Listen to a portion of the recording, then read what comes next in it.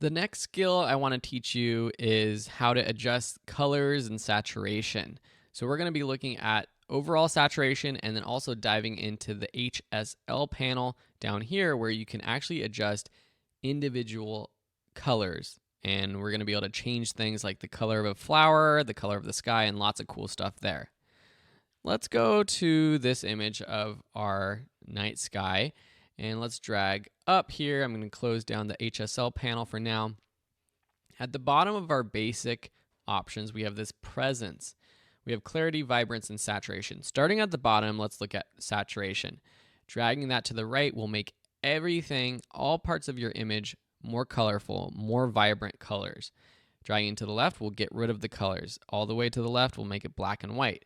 So that's a quick way to add more color to your photo.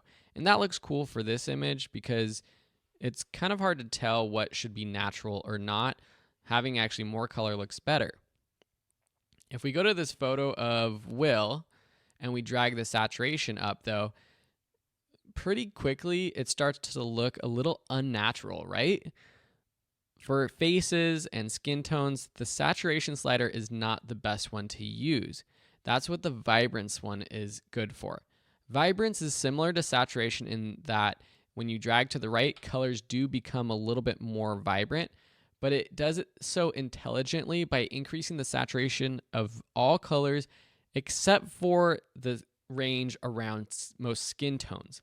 So dragging this up, you can see that colors like the greens, the reds of Will's shirt get more vibrant, but Will's skin stays a little bit more natural.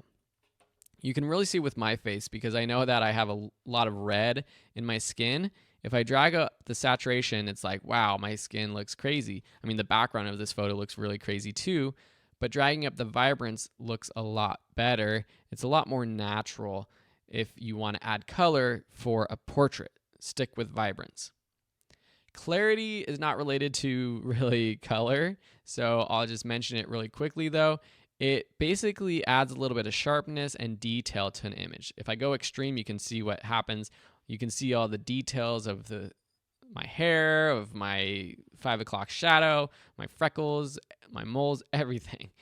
If I go all the way to the left, it gets super sort of dreamy, soft. And so typically if I'm doing like landscape photography or nature, I'll add a little bit of clarity.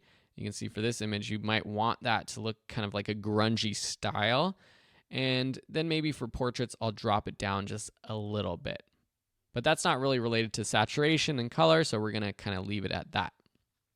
Okay, so that's basic saturation and color. Again, if you want to make it quickly into a black and white image, just drop the saturation all the way down. Undo that. Now let's look at the HSL panel. Okay, so here you might see all of them lined up like this, or you can click the individual ones: hue, saturation, luminance, or all. What are these?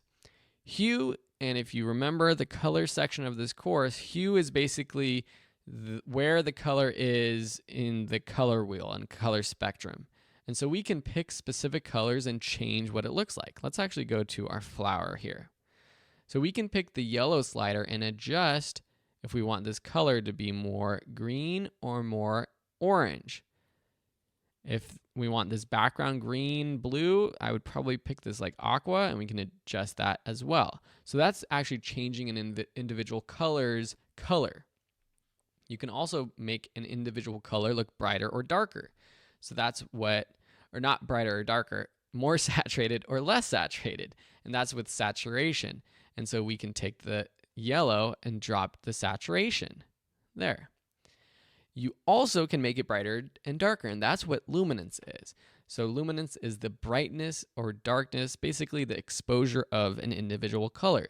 So if we want all the yellow to be a little bit darker, we can drop down the yellow slider. Brighter, we can bring it up. So this is a cool example. Let's go to this photo because this one has multiple colors, where we could say we want to make the background desaturated, this green, but the red pop a little bit more. Let's go to our saturation and bring down the green. And then for the red, let's bring the red maybe more like the magenta up just a little bit. So that's kind of a way to blindly go about it, we can do this a better way. In each of these tabs, you see this little dot right here. That's sort of like an eyedropper. It's a tool that allows you to adjust a specific color in your image by clicking on it. So for saturation, if I click this and then I click the green in the image and then drag up or down, it adjusts it. So if I want to add more saturation, it brings it up. And you can notice that it's also bringing up some of the aqua because there's some aqua tones or hues in there. Bringing it down all the way, keep dragging, it's going to drag everything, including the aquas, down. So we want to decrease that. I can keep this tool on and then click the red and drag up. And you might need to do a couple different parts just to get the entire image, shirt colors, something like that. Really makes his shirt pop out. And this actually looks better because then the background doesn't look as saturated. I'm going to bring down some of the yellows as well. You've got to be careful though, because if you bring some colors like yellows down all the way, you get rid of the color in Will's face and he looks like a zombie, which may be what you want. So you might want to combat it by going back and bringing up the saturation of his face just a little bit, which will bring back some of the color up here, but it's okay. You want people's faces to look natural. So we can do the same thing with the sky. Let's do the hue.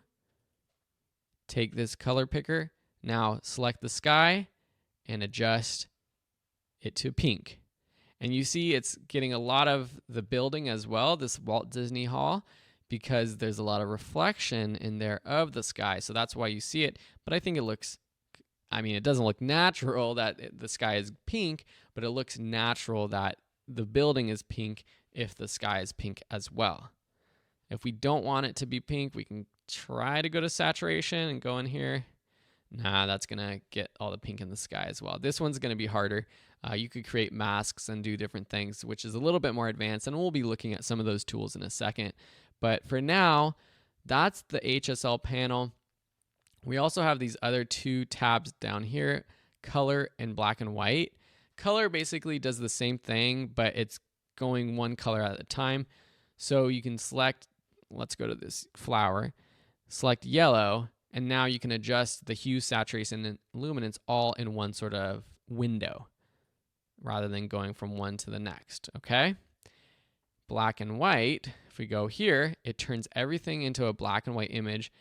And this is really where you can get creative with your black and white image, because by playing with different color mixes, it can create a cool black and white image. So say we want the yellows to be a little bit darker.